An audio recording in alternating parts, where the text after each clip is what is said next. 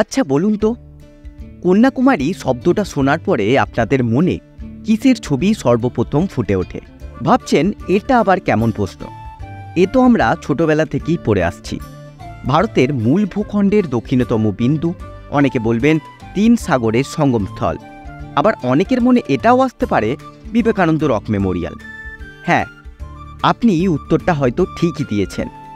দুদিন আগে পর্যন্ত আমারও ধারণা ঠিক এমনটাই ছিল, কিন্তু কন্যাকুমারী ভ্রমণের পরে আমার দৃষ্টিভঙ্গি একটু পরিবর্তন নিশ্চয়ই হয়েছে। কেন বলছি এ কথা, ভিডিওটা শেষ পর্যন্ত দেখুন, তাহলেই বুঝতে পারবেন।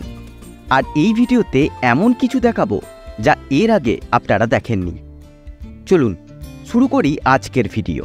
বাঙালির চোখে কন্যাকুমারী ঠিক কতটা সুন্দর। এর আগের দুটো ভিডিওতে আমি শেয়ার করছি ভারতের দীর্ঘতম রেলপথে কিভাবে আপনারা কন্যাকুমারী পৌঁছাবেন, অর্থাৎ 22504 বিবেক এক্সপ্রেসের জার্নির অভিজ্ঞতা। ট্রেন জার্নি করে কন্যাকুমারী স্টেশনে পৌঁছেছিলাম রাত 1:30টার সময়। স্টেশন থেকে সোজা হোটেলে এসে 3-3.5 ঘন্টা একটু ঘুমের জগতে চলে গেছিলাম। সকাল 6টা নাগাদ বেরিয়ে পড়লাম কন্যাকুমারীর প্রধান আকর্ষণ বিবেকানন্দ রক মেমোরিয়াল দেখার জন্য। গুড মর্নিং বন্ধুরা, গুড মর্নিং ফ্রম কন্যাকুমারী। আর আমার পিছনে দেখতে পাচ্ছ হোটেল অশোকা। এই হোটেলেই কিন্তু আমরা আছি। হোটেল সম্পর্কে বিস্তারিত একটু দেখে নাও ভিডিওতে। দরজা খুলে ভিতরে ঢুকতেই দেখলাম অনেকটা বড় এবং পুরো নতুন একটা রুম। রয়েছে ডবল বেড, পরিষ্কার পরিচ্ছন্ন। গরম নিবারণে রয়েছে সিলিং ফ্যান, একটা টিভি, আর এই হচ্ছে বাথরুম।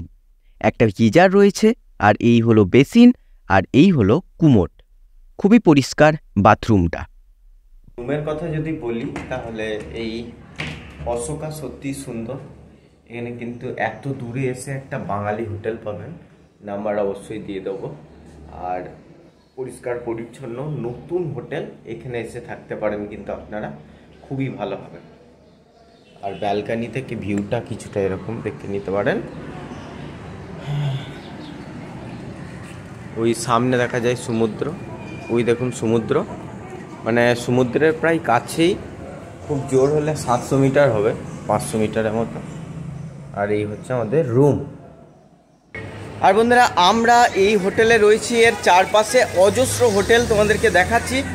আর সব থেকে ভালো অ্যাডভান্টেজ যেটা তোমরা পাবে সেটা হচ্ছে এইটা দেখো, এখানে একটা বাঙালি কিন্তু হোটেল পেয়ে যাবে, খাবার হোটেল। ওইখানে আছে আমার বাংলা, আর এই হচ্ছে আমাদের হোটেল অশোকা। আর এই হচ্ছে বিভিন্ন হোটেল লাইন দিয়ে। তো এই স্ট্রিটটাই থাকলে এই ফেসিলিটি পাবে, যেখানে কিন্তু বাঙালি হোটেল পেয়ে যাবে। আর বন্ধুরা, বিচ থেকে কিন্তু আমাদের হোটেলও কাছে। এই ছিল আমাদের হোটেল, আর এই হচ্ছে মেন রোড। তো মেন রোডের কিছুটা সামনে গিয়েই বাঁ দিকে বেঁকে গেলেই হচ্ছে আমাদের সি বিচ, যেতে পারবো এই রাস্তা ধরে সোজা। আর এখানে দেখো ফুল বিক্রি হচ্ছে, ইন্ডিয়া ম্যাপ তো নেই চাইয়ে। আর খাবারের দোকান দেখো বন্ধুরা, অজস্র খাবারের দোকান। আর ট্যুর এজেন্সি দুধারে দেখতে পাবে। এই কন্যাকুমারী ঘোরার জন্য কিন্তু এরকম গাদা এজেন্সির সাথে বুক করে নিতে পারো। ট্যুর একবেলা হোক কি পুরো দিনের জন্য ট্যুর কিন্তু বুক করে নিতে পারো। সেক্ষেত্রেও কন্যাকুমারী তোমরা ঘুরে দেখতে পারো। আর চলো, চলে এসছি, এখান থেকে পুরো সি বিচ দেখা যাচ্ছে পুরো। আর বন্ধুরা, যাবার পথে এরকম দোকান তো অজস্র দেখতে পাবে। দেখো এখানেও একটা কিন্তু ট্যুর বুক করা যায়, হলিডে ট্যুর বুক। আর দেখো অজস্র ঝিনুককে তৈরি জিনিসপত্র এখানে বিক্রি হচ্ছে, অজস্র দোকান চারপাশে। আর ভাই কি বলছে আমি কিছু বুঝতেও পারছি না। দেখো দোকান দেখো চারিদিকে।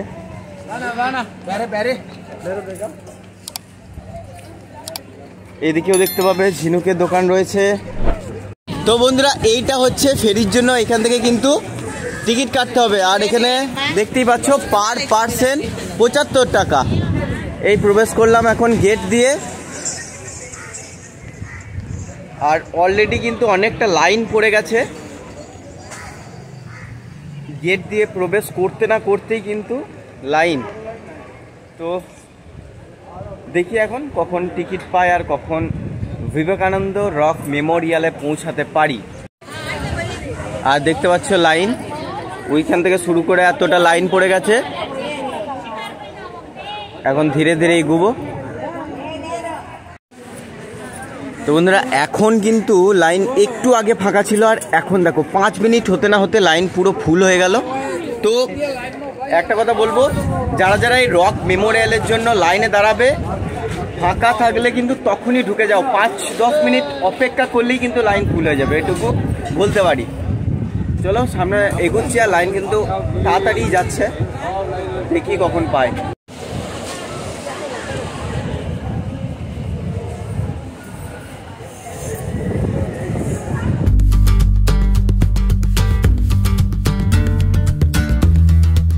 তো বন্ধুরা মোটামুটি 10 মিনিট টাইম লাগলো এই লাইনে।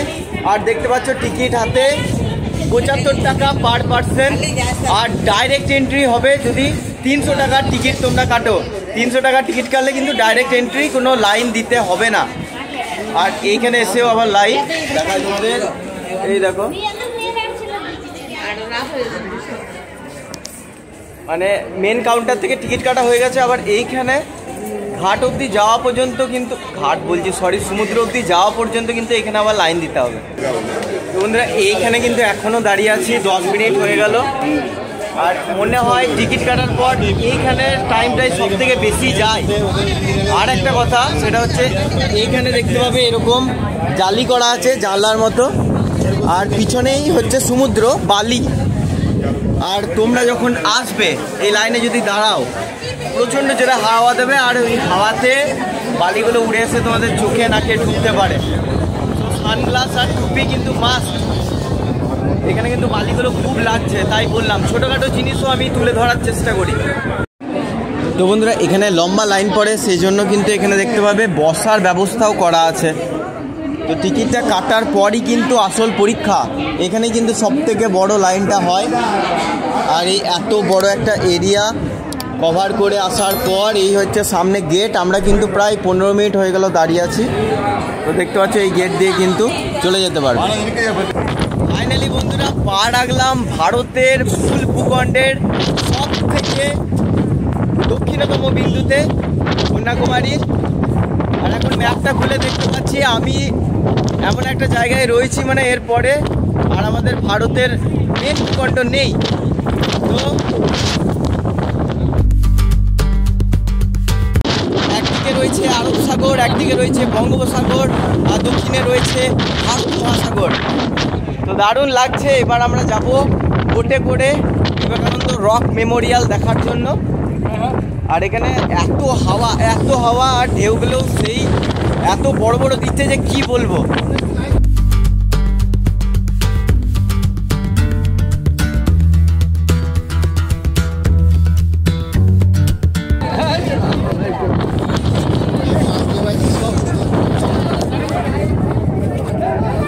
বন্ধুরা এখান থেকে কিন্তু লাইফ জ্যাকেট মাস্ট নিতেই হবে।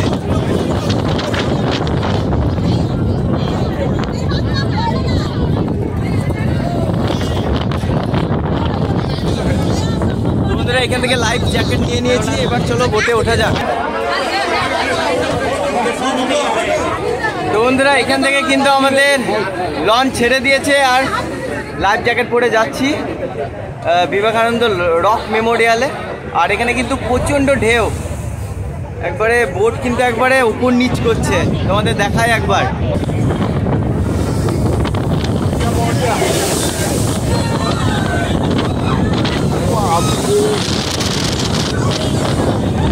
বন্ধুরা কি বলবো, বোট একবারে উঠছে আবার নেমে পড়ছে, উঠছে নামছে। আর দেখো দেখো ওই হচ্ছে বিবেকানন্দ রক মেমোরিয়াল। আর সামনে যে স্ট্যাচুটা দেখছেন ওটা হচ্ছে এখানকার কবি দার্শনিক সেন্ট ভিরুভাল্লাভারের 133 ফুট উচ্চতার মূর্তি। আর দেখাই তোমাদের, এখান থেকে ঢেউটা দেখো জাস্ট।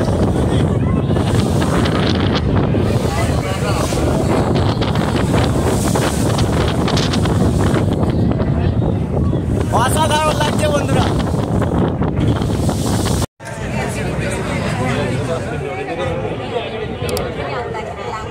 বন্ধুরা ফাইনালি এসে পৌঁছালাম ভারতের একবারে দক্ষিণতম দ্বীপে।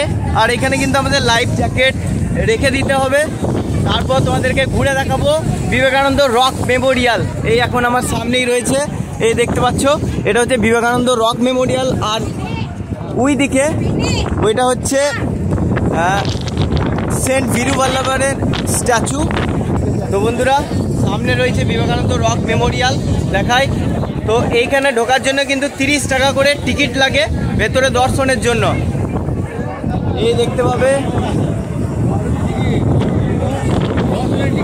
তো বন্ধুরা তোমাদের মনে হতে পারে যে ফেরিঘাটে 75 টাকার টিকিট কাটলাম, যে আবার 30 টাকা কেন? এটা পারাপারের জন্য, সমুদ্র পারাপারের জন্য, আর 30 টাকা হচ্ছে দর্শনের জন্য। তো বন্ধুরা প্রচণ্ড হাওয়া দিচ্ছে আর এই রাস্তা বরাবর এখন ঘুরছি। আর ওই দেখা যায় বিবেকানন্দ রক মেমোরিয়াল। আর এখানে উত্তাল সমুদ্র। আমার টুপিটা এনে দুবার উড়ে গেল হাওয়াতে।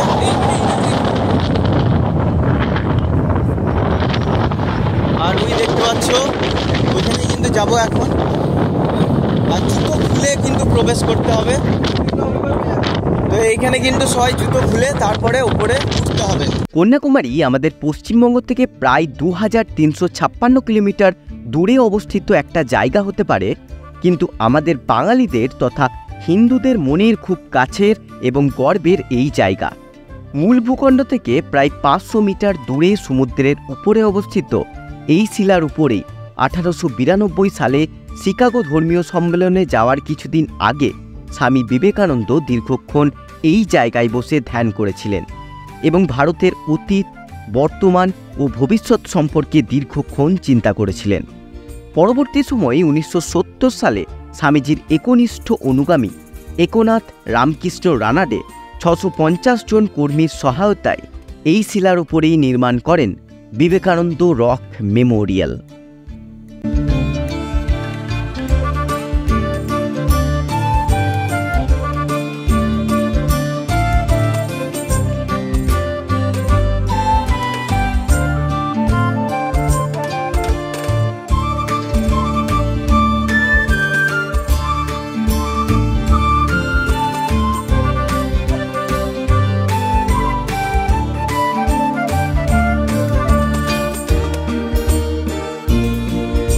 তো বন্ধুরা আমার পিছনে আমি এখন বেরোলাম বিবেকানন্দ রক মেমোরিয়ালের ভিতর থেকে। ভিতরে আমাদের গর্ব যে আমরা একজন বাঙালিকে ভারতের এরকম একটা জায়গায়, মানে কি বলবো, একটা আলাদাই আমি নিজে বাঙালি হয়ে গর্বিত যে স্বামীজির একটা এখানে ব্রঞ্জের মূর্তি রাখা হয়েছে ভিতরে। আর মন দিয়ে যদি শোনা যায় নিস্তব্ধভাবে মূর্তিটির থেকে না ওম শব্দ বের হচ্ছে। তো এটাও কিন্তু যারা আসবে অনুভব করতে পারবে। আর ভেতরে কিন্তু ফটোগ্রাফি অ্যালাউ নেই, যতটুকু পেরেছি তোমাদের দেখাবার চেষ্টা করেছি। তো বন্ধুরা তোমাদেরকে এবার ক্লিয়ার করে দিই যে 3 সাগরের সঙ্গম স্থল এটা। তো কোথায় কোন সাগর রয়েছে, তো কালার কিন্তু এখানে চেঞ্জ হয়, ভালো করে লক্ষ্য করো তাহলেই কিন্তু বুঝতে পারবে।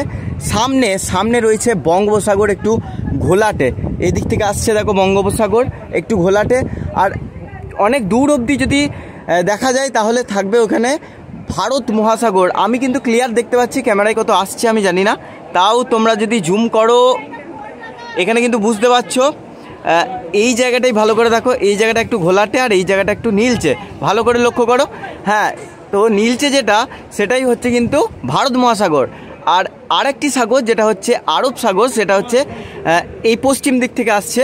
তো দেখতে পাচ্ছ এখানে মূর্তিটা রয়েছে ভীরুভাল্লাভমের মূর্তি, আর এই হচ্ছে আরব সাগর। তো এই 3 সাগরের সঙ্গম হচ্ছে এই স্থান। আর দেখো দুটো বড় বড় পাথর রয়েছে, আর এই জায়গাটিতে ছিল সবথেকে বড় পাথর।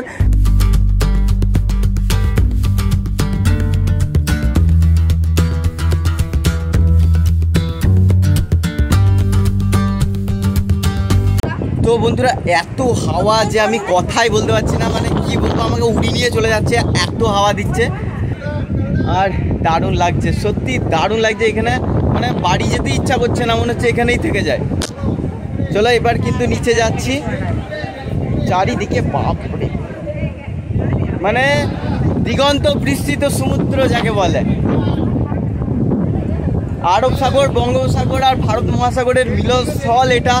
এতদিন ম্যাপে দেখে এসেছি, ভূগোল বইয়ে দেখে এসেছি যে ভারতের দক্ষিণে কন্যাকুমারী, এখানে 3 সমুদ্র মিশেছে একসাথে গিয়ে আজকে স্বচক্ষে দেখলাম। Dream comes true. আর তার সাথে তোমাদেরকেও শেয়ার করলাম এই এক্সপিরিয়েন্সটা।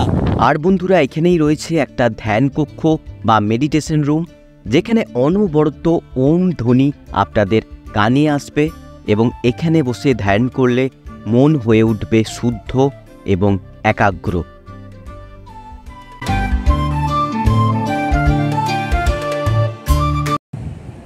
মানে কি বলবো বন্ধুরা, এতদিন পর্যন্ত 1 ডে ট্যুর ফ্রম কলকাতা করে গেছি, আর আজকে আমি এখন উপস্থিত হয়েছি ভারতের শেষ বিন্দুতে। সামনেই রয়েছে বিবেকানন্দ রক মেমোরিয়াল আর চারিদিকে উত্তাল সমুদ্র। মানে কিছু বলার নেই। আর এখানে ছাওয়া পেয়েছে, একটু বসে পড়েছি। আর বিশাল রোদ, বুঝতে পারছো তো, বিশাল গরম। কারণ এখান থেকে নিরক্ষরেখা, যেহেতু যত দক্ষিণে যাওয়া যায় নিরক্ষরেখার যত কাছে যাবে তত কিন্তু সূর্য লম্বভাবে পড়ে, আর সেই কারণে গরমটাও বেশি হয়। তো এখানে কিন্তু গরমটা অত্যাধিক। তো বন্ধুরা, এখানে সমুদ্রের ঢেউ দেখো কত জোরে জোরে পাথরগুলোতে আছাড় মারছে। দেখো এই দিকটা দেখতে পাচ্ছ, বাপরে। আর ধারে দাঁড়ালে তো হাওয়াতে উড়িয়ে নিয়ে চলে যাবে, গড়াতে গড়াতে একবারে নিচে গিয়ে পড়বো। এই জলে যদি কেউ নেমেছে তো ব্যাস, তাকে তো একবারে ডুবি নিয়ে চলে যাবে দূরে, তার আর কিচ্ছু করার থাকবে না। এত জলের টান, বাপরে। তো বন্ধুরা, বিবেকানন্দ রক মেমোরিয়ালের ঠিক পাশেই আছে কন্যাকুমারী দেবীর মন্দির। তো এখানে কিন্তু মানে চারিদিকটা তো ফাঁকা, পুরো একবারে ডাইরেক্ট রোদের সম্মুখীন হতে হচ্ছে। আর এই জায়গায় কিন্তু শেড আছে, বসতে পারেন। আর হাওয়া, যে প্রচণ্ড হাওয়া, সেটার উপভোগ নিতে পারেন। তো বন্ধুরা, সামনে দেখতে পাচ্ছ বিবেকানন্দ রক মেমোরিয়াল, এই পথ দিয়ে উঠেছিলাম। আর ঠিক অপোজিটে আছে এই মন্দিরটা। এর ভেতরে কিন্তু শ্রীপদম আছে, অর্থাৎ দেবীর যে পায়ের ছাপ, সেটা কিন্তু ভেতরে আছে। আর এটার ঘটনা তোমাদেরকে আমি বলছি। প্রাচীন তামিল প্রবাদ অনুসারে এই শিলাতে দেবী কন্যাকুমারী বসে তপস্যা করেছিলেন। তাই এই শিলার আগেকার নাম ছিল শ্রীপদ পাড়াই, অর্থাৎ দেবী কুমারীর পদস্পর্শধন্য শিলা। চলুন আপনাদেরকে দেবীর পদচিহ্ন দর্শন করাই, যেটা এর আগে হয়তো ইউটিউবে আপনারা দেখেননি।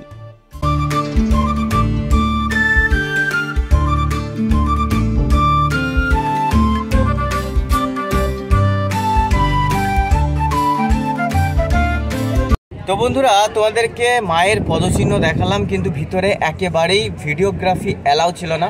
তাও লুকিয়ে আমাকে ভিডিও করতে হলো, শুধুমাত্র তোমাদের জন্য। যারা যারা বয়স্ক, যারা যারা বাড়িতে বসে আমার ভিডিও দেখবেন, যারা হয়তো কন্যাকুমারী আসতে পারবেন না, তো কি আছে সেটা জানার একটা আগ্রহ থেকেই যায় যে ভেতরে তো ক্যামেরা অ্যালাউ নেই, ভেতরে কি দেখলো। তো তার জন্য লুকিয়ে চুরিয়েও কিন্তু আমাকে ভিডিও করতে হয় আপনাদের জন্য। আমি যদি এখানে ধরা পড়তাম, আমাকে কিন্তু অপমান করতো, খুব অপমান করতো। তো ফাইনও দিতে হতে পারতো, কিন্তু কি করব, আপনাদের জন্য এটুকু রিস্ক তো নেওয়াই যায়। তো একটা কাজ করুন, ভিডিওটা প্লিজ লাইক করে দিন, আর চ্যানেলে এইরকম কন্টেন্ট দেখতে হলে অবশ্যই সাবস্ক্রাইব করে দিন, এইটুকুই রিকোয়েস্ট। তো বন্ধুরা, কন্যাকুমারী দেবীর পদচিহ্ন তোমাদের দেখালাম। এইবার সামনে যে স্ট্যাচুটা দূর থেকে বারবার বলছিলাম, ইনি হচ্ছে তামিলের একজন বিখ্যাত সাহিত্যিক, কবি ভিরু ভাল্লাভারের স্ট্যাচু। উচ্চতা হচ্ছে প্রায় 133 ফিট। আর এটা 133 ফিট হওয়ার কারণ হচ্ছে এই স্ট্যাচু 133টা অধ্যায়কে তুলে ধরে, তাই জন্যই কিন্তু এটা নির্মাণ করা হয়েছে। আর এই স্ট্যাচু কিন্তু এখনও উদ্বোধন করা হয়নি, আর ভিতরে কিন্তু ঢুকতে পারবো না, এখনও কিন্তু কাজ চলছে। আর এখানে যখন খোলা হবে, তখন যেই ফেরি করে আমরা এলাম, যেই বোটে করে এই বিবেকানন্দ রক মেমোরিয়ালে এলাম, সেই একইভাবে কিন্তু ওইখানে যেতে পারবো, এবং তারপর ওইটা ঘুরিয়ে মেন ভূখণ্ড, এই সামনে হচ্ছে ভারতের মূল ভূখণ্ড, এখানে কিন্তু আবার নামতে পারবো। সো এটা এই মুহূর্তে বন্ধ রয়েছে। তো যারা যারা কিন্তু এই রক মেমোরিয়ালে আসবেন, তাদের জন্য মাস্ট আমি বলেই দিচ্ছি, এই টুপি আর চশমা, জলের বোতল।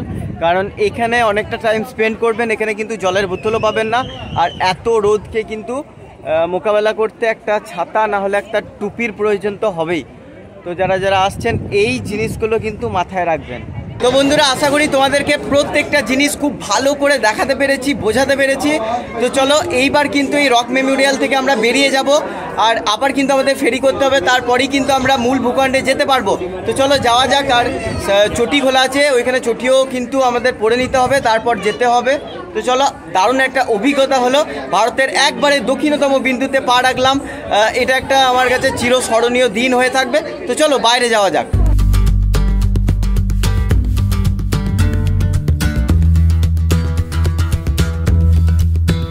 তো বন্ধুরা, বিবেকানন্দ রক মেমোরিয়াল থেকে কিন্তু বেরিয়ে গেলাম, আর এখন যাওয়ার পথে কিন্তু বসার জায়গা পেয়ে গেছি, তা আবার একবারে ধারে। তো ভালো করে ভিডিও করতে করতে যাই, দারুণ লাগছে। আর এখানে ঢেউগুলো এতটাই বড় বড় যে একবারে ওপর নিচ হতে হতে যায়। তো অত স্পিডে যেতে পারে না, হালকা আস্তে আস্তে যায়। চলো যাওয়া যাক। তো বন্ধুরা, এখানে ঢেউগুলো খালি দেখো, কত বড় বড় ঢেউ। আর বোটগুলো কি হয়, একবারে উপরে উঠে পড়ে আবার নেমে পড়ে, দারুণ লাগে। আর অতটা স্পিডে কিন্তু যেতে পারে না এই এত ঢেউয়ের জন্য। আর ওই দেখা যাচ্ছে, ওইটা আমাদের হচ্ছে মূল ভূখণ্ড, এখন ওইখানেই যাব। দারুণ লাগছে দেখতে, আর প্রচণ্ড হাওয়া এখানে, প্রচণ্ড।